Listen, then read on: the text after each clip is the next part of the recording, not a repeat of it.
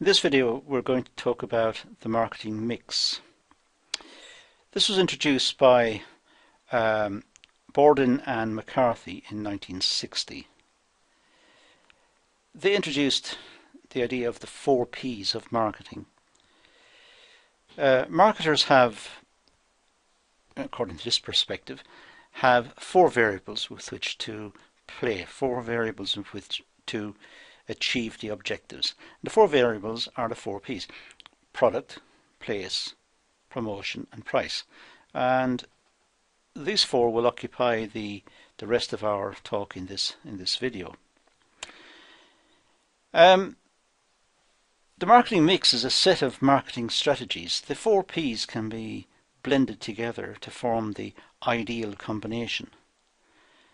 So the place could be varied, or the promotion effort could be varied, the price could be varied, or the product could be tweaked according to local requirements. Really, it sets out a framework for marketers to set long-term and short-term strategies. So the 4 P's are an important consideration in your study of marketing. Remember that marketing is about meeting customer needs and wants. One definition put forward by the Chartered Institute of Marketing suggests that it's identifying customer needs and then addressing the customer needs and doing so profitably. That is the very fundamentals of marketing. That's the nature of marketing. So these 4 P's, using a mixture of these, can generate a desirable outcome. Now let's look at the 4 P's in a bit more detail. We start with price. Well, the price is a single figure, but it actually encapsulates a lot of behind the scene, a lot of other things.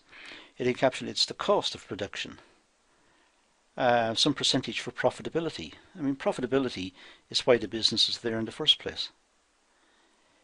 It represents value for money. The customers have to think it's good value for money. And the price can't be too far out from what competitors are charging. Otherwise, you could lose market share. And it must have some sort of incentives for the workers to be able to step up production when required. So there have got to be advantages for workers as well, for the production people. The product, well, there's always a drive to have new products. Innovation is endemic, and innovation is everywhere, just about, in the business world.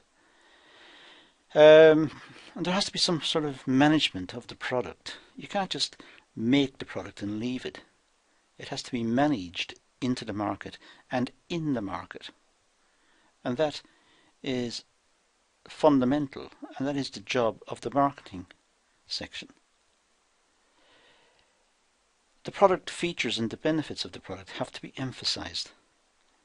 And the product has to be known within the market, it has to be branded, so that customers can instantly relate to its price and quality and its attributes. And the packaging should be in keeping with the nature of the product.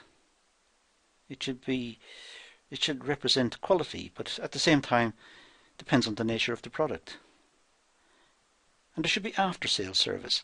If the consumer is unhappy about something, there's a channel back for advice and support. There's also an issue about the place, getting access to the market. The marketing people may know that there is a big market in some country, but they can't get into it because the government won't let them. So access to markets are important. But it also could be the case that access to markets are restricted because of the capital requirements to set up, produce and deliver into a particular market. Managing the channels by which companies can enter markets is also important. Making sure that the channel is open and that it's hassle-free, that it can be looked after. There's expertise about the procedures for managing the market. And retailers can identify the good, and retailers want to participate. People locally want to participate with the marketing of this good. And of course, just the whole logistics involved in where should it be produced and how should it be moved to market. There's also a promotion issue.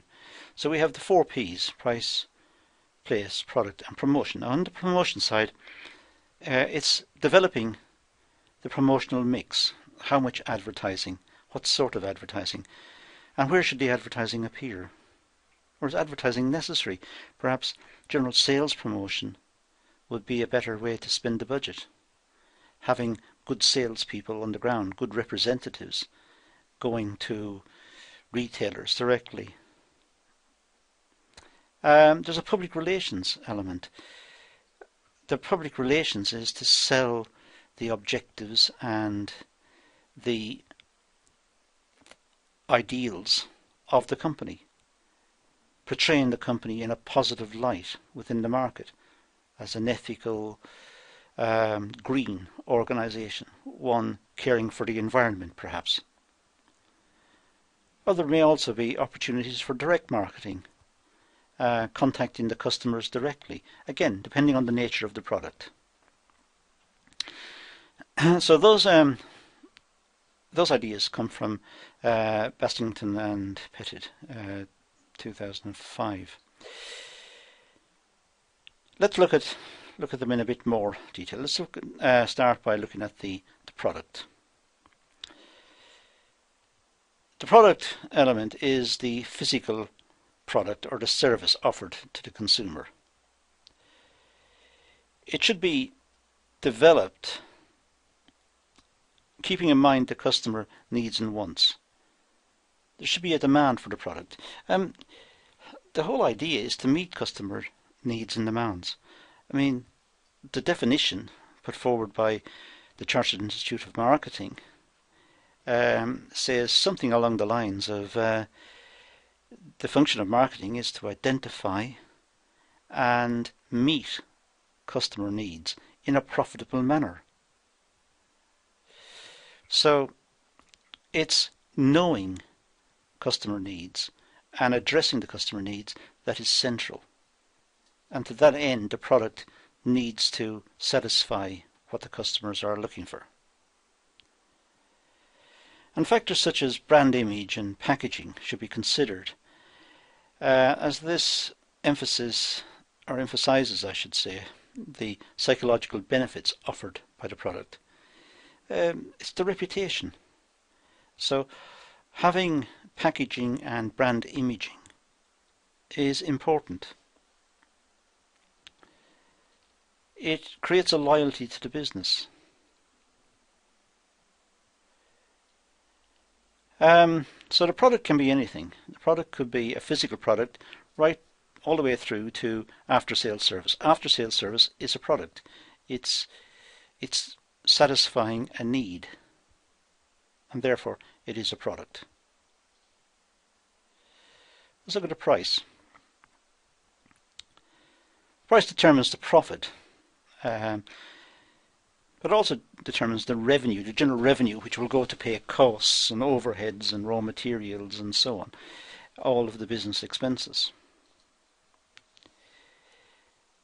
It should aim to represent value for money. The customers have to see the price as good value, otherwise they will get alienated. So even though it has to meet the objectives of making a profit and covering costs, it should still be seen by the customer as good value.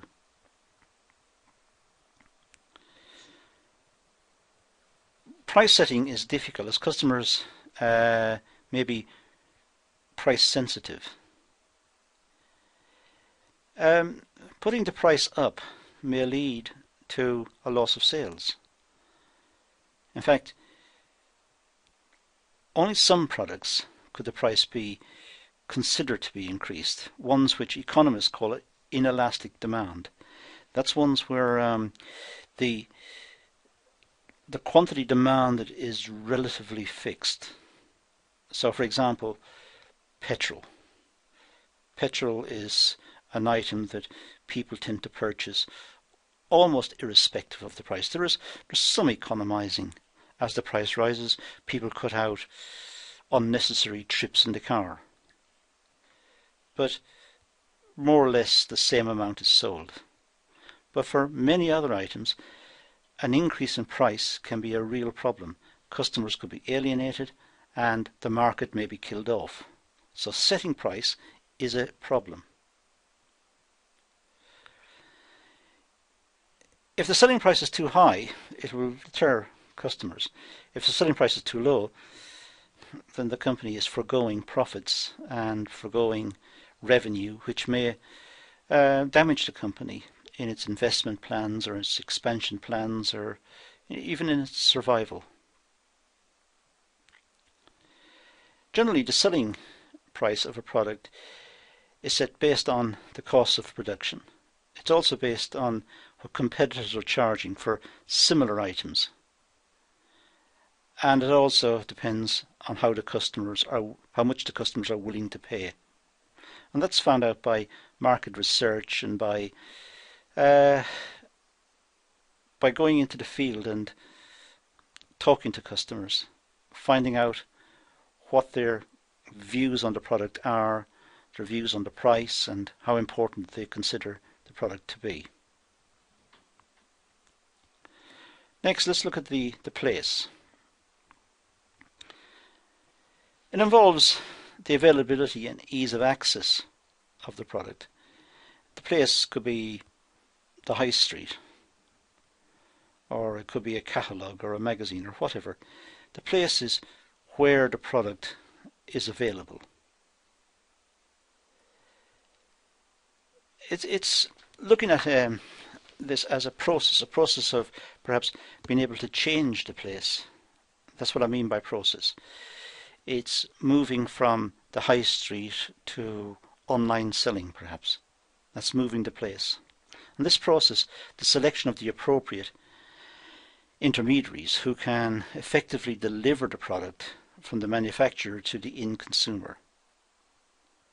So it's trying to find ways of delivering the product.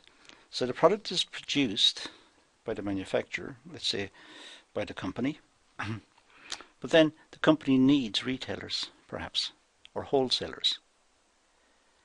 Where are they located? And how does the product move from the manufacturer to the final customer? And that needs management. That needs to be looked after by the marketing section. The physical transfer of products, the logistics, is a subject unto itself. It's an important subject because it is moving raw materials at one end and the finished product at the other end in an efficient manner.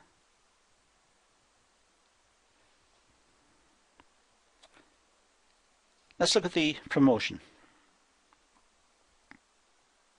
It's the method of communicating the product's benefits.